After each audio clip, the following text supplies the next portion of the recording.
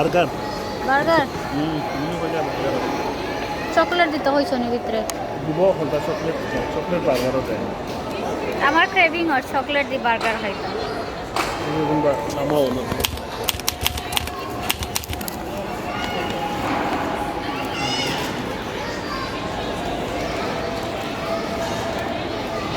আসসালামু আলাইকুম সবাইকে অনেক অনেক ঈদের শুভেচ্ছা দিয়ে আজকের ব্লগটি শুরু করছি। তো এটা হচ্ছে 29 রোজার একটি ইফতার কিছু ক্লিপ। আমরা বাইরে গিয়েছিলাম শপিংয়ের জন্য, তো ইফতারটা আমরা বাইরে করেছি, তার কিছু ক্লিপ আপনাদের সাথে শেয়ার করলাম।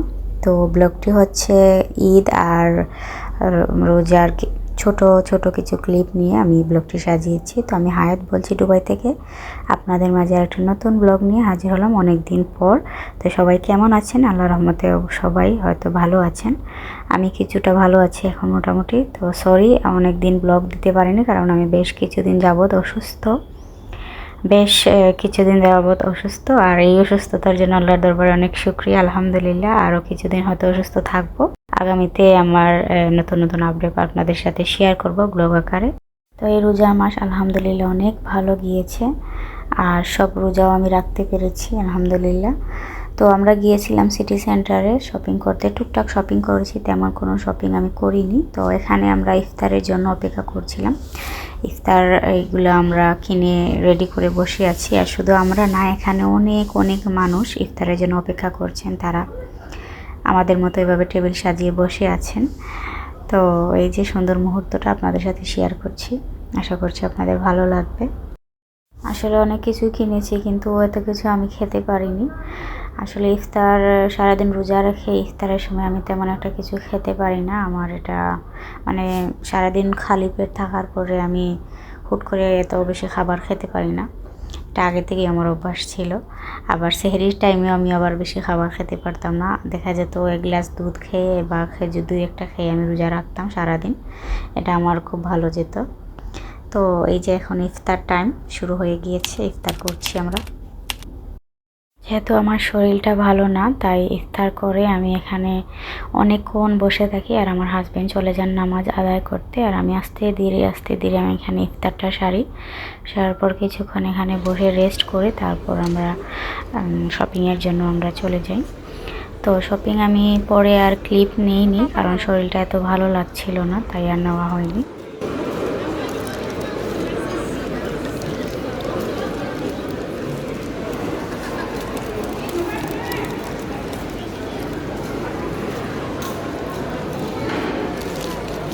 তোমার হাত নেই ওইগুলা কিনা ওপেন করা ওর হাত নেই খাও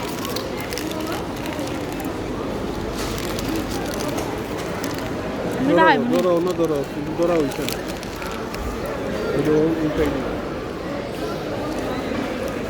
সারা হাই মিলাম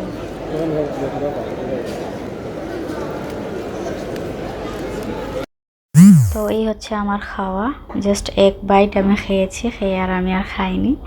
এই একটা কামড় দিয়ে আমি আর খাইনি, আমার হাজব্যান্ডকে দিয়ে দিয়েছি, তো উনি খেয়েছেন। আমি শুধু এখান থেকে একটু এরকম করে আমি খাচ্ছিলাম, তেমন একটা খাওয়া হয়নি। তারপর উনি তাড়াহুড়া করে ওনার ইফতারটা সেরে উনি নামাজে চলে যান। আর আমরা বাসা থেকে আসার সময় খেজুর নিয়ে এসেছিলাম, খেজুর ছাড়া তো ইফতার আমার চলে না।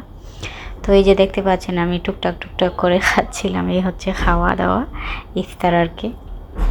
তারপরে আমরা এখন চলে যাচ্ছি নিচে, আর যাওয়ার সময় এই সুন্দর দৃশ্যটা দেখলাম। আর দুবাইতে না এরকম অনেক সুন্দর সুন্দর করে ডেকোর করে, তারপরেও ঈদের আমেজটা বাংলাদেশের মতো আমার কাছে যেমন লাগে না, আমি ফিল করতে পারি না।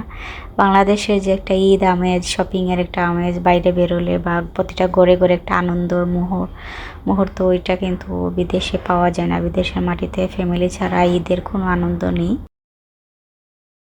শত কিছু দেখার পরেও, এরকম জাঁকজমক দেখার পরেও ঈদের আনন্দটা বা ঈদের যে ভাইবটা ফিল যে হয়, ওটা লাগে না। তো এখানে আমার হাজব্যান্ড দাঁড়িয়ে ফোনে কথা বলছিলেন, আর আমি একটু রেকর্ড করে নিলাম আপনাদের জন্য, কত সুন্দর করে সাজিয়েছে। তো বাইরের দেশে কিন্তু এরকম করে সাজায় প্রত্যেকটা দেশে। আমাদের এবার সিলেটেও আমি দেখেছি এরকম বাতি দিয়ে সুন্দর করে সাজিয়েছে, বিভিন্ন ভিডিওর ক্লিপে দেখেছি। তো এখন আমরা নিচে চলে যাচ্ছি, আর আমার এরকম সিঁড়ির লিফট চলতে খুবই ভালো লাগে, খুবই মজা লাগে। তো আমি রেকর্ড করে নিলাম। এরপরে কিন্তু আর শপিং রেকর্ড করতে পারিনি, আমার আর ভালো লাগেনি। তো এরপরের যে ক্লিপগুলো দেখবেন সেটা হচ্ছে চাঁদ রাত আর ঈদের। সামনে যাইতাম তুলো কোনটার? তোর কোমে তুলা লাগবো।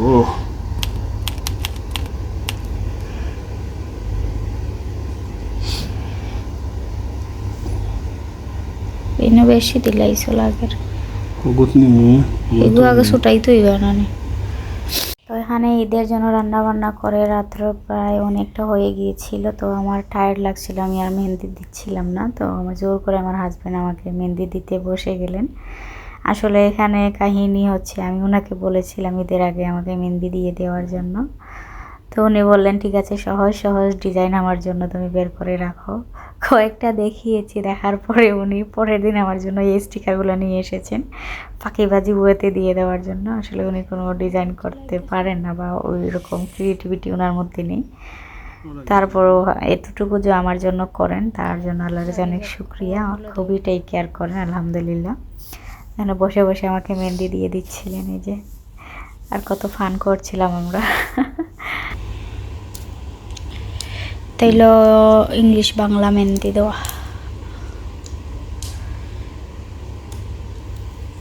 আগে হন চুটাইল টাইন হবো গোল ফাঁক করো গো। আর উপরে তুললে দাও না, নিচে নামাই। উপরেও তুলা। ওকে উড়ান, ওকে তাইছে এনে গুতাই গুতাই না লাগাই দিই না। হাই দেখো এমনি গো মেহেন্দি কমাইতো না নি কোন গুত্ত ভিতরে লাগা লাগিয়েছে নাকি? এসে ওগুলো ওখান দিতাই নি বুড়ি দিমো গুত্ত ভিতরে যা যাওয়ার গেছে কিনা একটা জানি না। লাগাবে গেছে কি আমার গেছে লাগে কমে যায় না।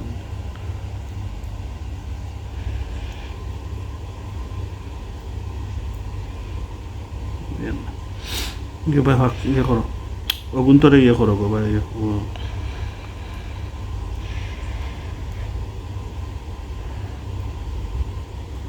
কালকে ঈদ আজকে মেহেন্দি আমার নৌকো উপর লাগাই দিলে তখন নৌকো রং লাগবো। আর দিও নাই গো মাঝে হয়ে গেছে তো এনাফ। তো না বুঝিয়ে না আপনারা তো রং লাগবো। একটা একটা দিল আর একটা ছুটাইছো না নি তো ছুটাইছো।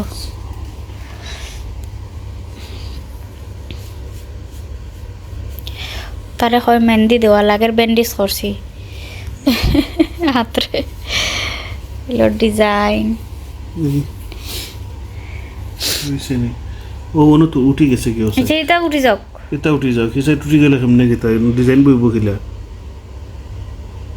ইয়ে হিপাই লো ওবা ঠান্নি ওবাই আনিলি রে তো বাদে হলো। আচ্ছা ওটা তো না কেন ওটা ওগু বাদে দিয়ে করিও ওগু তো হন মেহেন্দি দিয়া দি রে রেকর্ড করে ফরে আটা থাকতো গুন্তর অনর মাঝে আটা হকুর মাঝে লাগাই সব টেন মাঝে আছে আমি বুঝতে পারো না।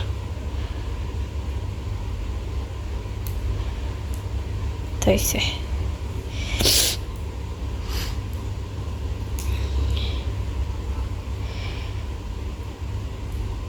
ওইসব গুনে না ফার দিও না বুক ডলার তো ঢুকছে না গো। আমি দেখ বুঝিয়ে তার মাঝে কিতা যাইতো না এগুলা। তো এমনি আল্লাহ জানুন কি তো ফার্স্ট টাইম ইলা দিয়ে আর তো বুঝিয়ার না খামনে কিতা আমার সে লাগের ইলা যেলা ডিজাইন দিছে ইলা আকারে বইতো হইতো না মেহেন্দি। এটা বড় বড় আঙ্গুল লাগে কুটি কুটি আঙ্গুল কিলা এটা ডিজাইন খানো কিলা কিতাও দেখো। আচ্ছা এখন দোষ পাইছো আমার আঙ্গুল কুটি কুটি আমার আঙ্গুল ওই দেখো ওই দইনো যে লাগতো খানো লাগতো গিয়া বড় আতুলে নাইনো লাগতো ওই দইনো গিয়া ফাঁকা হয়ে গেছে যেটার কিতা ওর না বড় না দেখিও ওই দেখো বইছে বইছে টানিও না টানলে ছুটি আইব।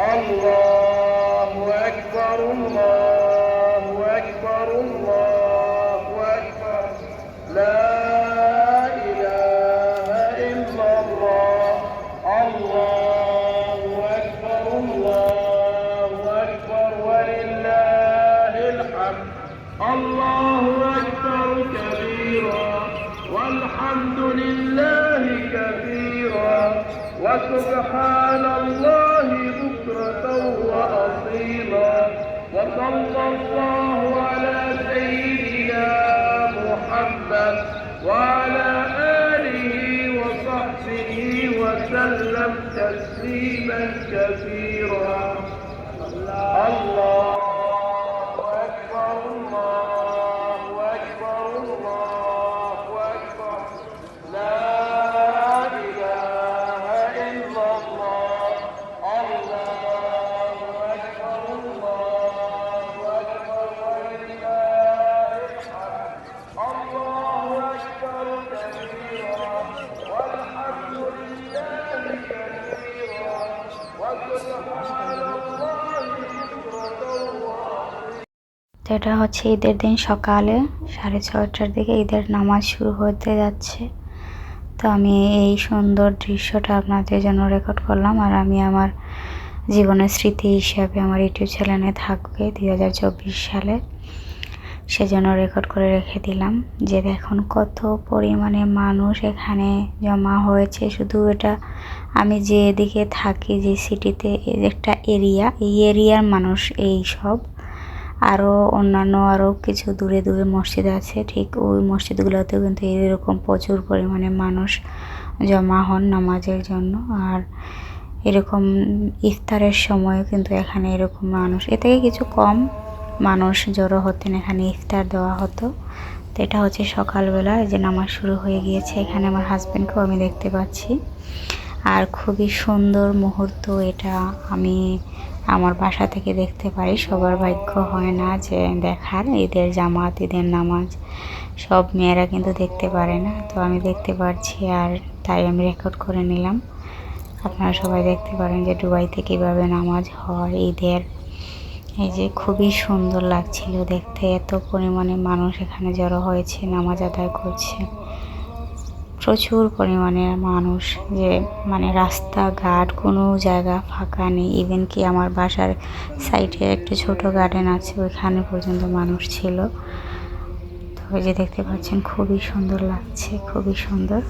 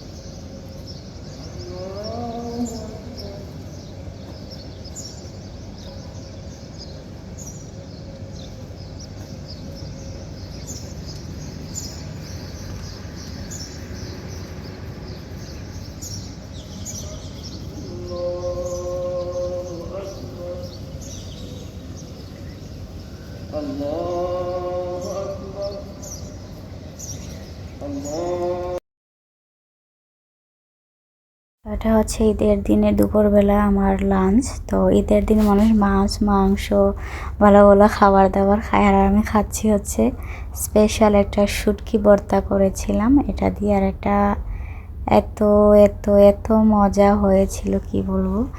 সারা রমজান মাসে আমি যতটুকু না খাবার তৃপ্তি সহকারে খেয়েছি, এই ঈদের দিন দুপুরবেলা আমি এই শুটকি ভর্তা দিয়ে এত মজা করে এক প্লেট ভাত খেয়েছি, মনে হয়েছে যে সারা বছরের মজার খাবার আমার কাছে এটাই ছিল। আর এটা খেতে মাশাআল্লাহ অনেক মজা লেগেছে। আমি খুবই মজা করে ভাত খেয়েছি, সেটা আপনাদের সাথে শেয়ার করছি যে ঈদের দিন দুপুরে আমি কী দিয়ে ভাত খেয়েছি। আমি কিন্তু রান্না করেছি হচ্ছে মুরগির রোস্ট রান্না করেছি, তারপর হচ্ছে আমার হাজব্যান্ড বিফ রান্না করেছেন, বিফ কষা যেটা ওটা রান্না করেছেন, তারপর হচ্ছে আমি ইলিশ বোনা করেছি, তারপরে হচ্ছে আর কি জানি করেছি, আর অনেক কিছু রান্না করেছি। মেহমান আসবেন, আমার বাসায় দাওয়াত ছিল, তো আমি চাঁদ রাতে রান্না বান্না করেছি, আর ঈদের দিন আবার রান্না করেছি কিছু। তো আমি কিন্তু ভাত খেয়েছি এই শুটকি ভর্তা দিয়ে। এটা এত পরিমাণে মজা হয়েছে, যদি আপনারা রেসিপি চান আমি আপনাদেরকে দিয়ে দেব, কিন্তু এত পরিমাণে মজা হয়েছে আর খুবই ইজি ওয়েতে আমি রান্না করেছি, শর্টকাট, বেশি সময়ও লাগেনি আর বেশি ঝামেলাও পোহাতে হয়নি রান্না করতে। একটু ঝাল হয়েছিল, তো আমি এক প্লেট ভাত খেয়ে ফেলেছি। খাওয়ার পরে মনে হয়েছে যে আর একটু লবণ হলে ভালো হতো। পরে আমি আমার হাজব্যান্ডকে বলেছি যে একটু লবণ এনে দাও, আমি লবণ দিয়ে আবার খাবো। তো এই যে আমি অনেক অনেক মজা করে খেয়েছি, বিশ্বাস করেন আমার দেখে আবারও খেতে ইচ্ছে করছে, এত পরিমাণে মজা হয়েছিল। তো আমার বাসায় যে গেস্ট এসেছিলেন আমার ভাইয়া, তো ওনারা প্রথমেই এই শুটকি ভর্তা দিয়ে এক প্লেট ভাত, ওনারা দুজন এসেছিলেন, দুজনে এক প্লেট ভাত দুজনেই প্রথমেই এই শুটকি ভর্তা দিয়ে খেয়েছেন, খেয়ে ওনারা ফিদা হয়ে গিয়েছেন। তো পরে অন্যান্য জিনিস দিয়ে খেয়েছেন অবশ্য, বাকিগুলোও মাশাআল্লাহ বলেছেন যে আজকে সব খাবারই মজা হয়েছে। আচ্ছা যাই হোক, শুধু আমি আমার খাবারের সুনাম করছি, আসলে যেটা সত্যি সেটাই বলছি। তো আমি এখানে খুবই মজা করে ভাত খেয়েছি, ভাবলাম আপনাদের সাথে শেয়ার করি যে কত মজা শুটকি ভর্তাটা হয়েছে। আসলে আমি এই রমজান মাস আর রমজান মাসের কিছুদিন আগ থেকে আমি খাওয়া দাওয়া টোটালি আমার বন্ধ হয়ে গিয়েছিল, আমি খেতে পারিনি। এত পরিমাণে খাওয়ার দাওয়ায় আমার খুব বেশি কষ্ট হয়েছে, কি বলবো। এই প্রবাস জীবনে যাদের ফ্যামিলির পাশে থাকে না, তারাই একমাত্র মানে কষ্টটা বুঝে যে ফ্যামিলি ছাড়া একা একা বসবাস করা কতটুকু কষ্টের। আর যদি তা সময় অসময় হয়ে যায়, যদি একটু সময় খারাপ যায়, তাহলে তো আরও বেশি সাফার করতে হয়, তখন বোঝা যায়। তো এই যে আমি খুবই ঝাল হয়েছিল, তারপরেও আমি একটু বেশি বেশি করে নিয়ে নিয়ে খাচ্ছিলাম। তো যদি তা কারো খেতে ইচ্ছা করে তো আমার কিছু করার নেই। আমি আগে থেকেই দুঃখিত জানাচ্ছি আপনাদেরকে লোভ দেখানোর জন্য। আসলে যে কোনো মজার জিনিস শেয়ার করতে ভালো লাগে, আর সেটা যদি শুটকি ভর্তা হয় শুটকি লাভারদের জন্য, তাহলে তার কথাই নেই। তো এখানে আমি আমার হাজব্যান্ডকে বলছিলাম লবণ এনে দাও, আমি আরেক প্লেট ভাত খাবো এরকম। তো আমার হাজব্যান্ড লবণ এনে দিয়েছেন, এই যে আমি এখন আবার লবণ দিয়ে দিয়ে একটু খাচ্ছিলাম। আমার কাছে মনে হচ্ছিল যে একটু লবণ দিলে হয়তো আরও মজা লাগবে।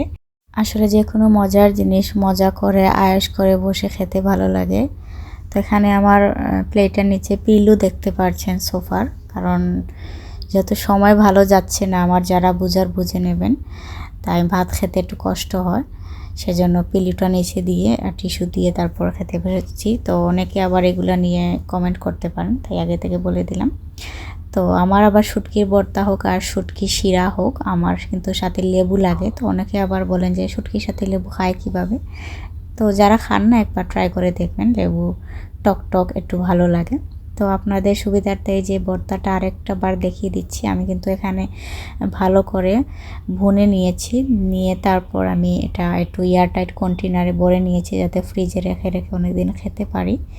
এই যে খুব ভালো করে আমি আপনাদেরকে দেখিয়ে দিয়েছি যে কি মানে কালারটা কি জোশ এসেছে, আর খেতে তো মাশাআল্লাহ সুপার ডুপার হয়েছে। তো আমি এখন এটার মুখ লাগিয়ে তারপর ফ্রিজে আমি রেখে দেব। তো এটা সপ্তাহ 10 দিনের মতো খেতে পারবেন, বা যদি ভালোভাবে রাখতে পারেন তাহলে রাখা যায়।